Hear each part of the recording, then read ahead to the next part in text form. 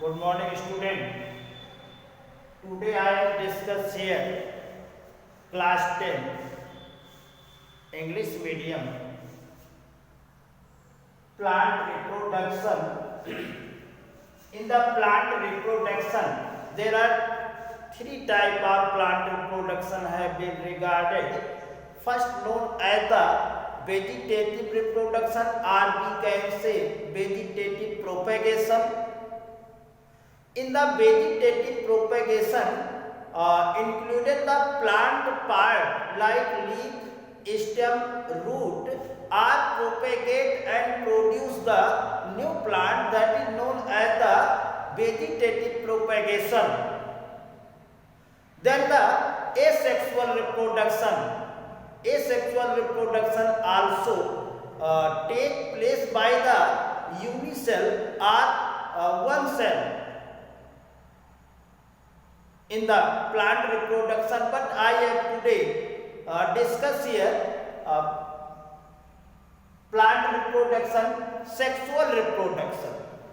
In flowering plant, there are two type of plant known as the non-flowering plant and the flowering plant. So,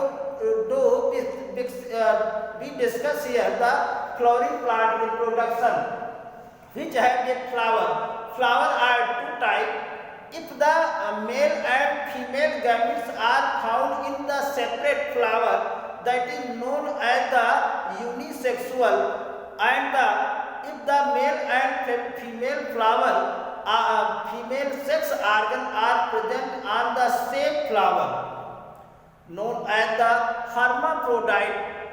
Mostly flower are hermaphrodite, but some flower like the pumpkin and the cucurbita have the unisexual flower.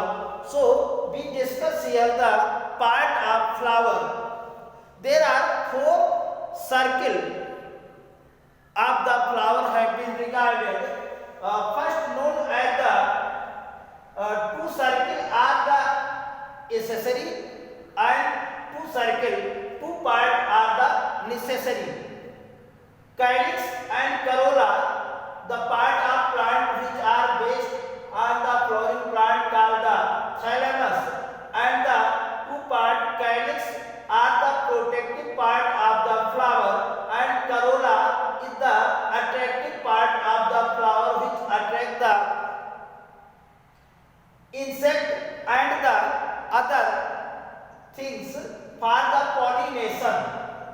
The basic part of the sexual reproduction, male sexual organ are the stamen and female sexual organ are the ovary.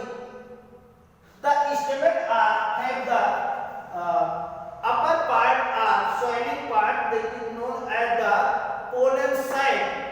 In the pollen sac, a molecule, or we can say small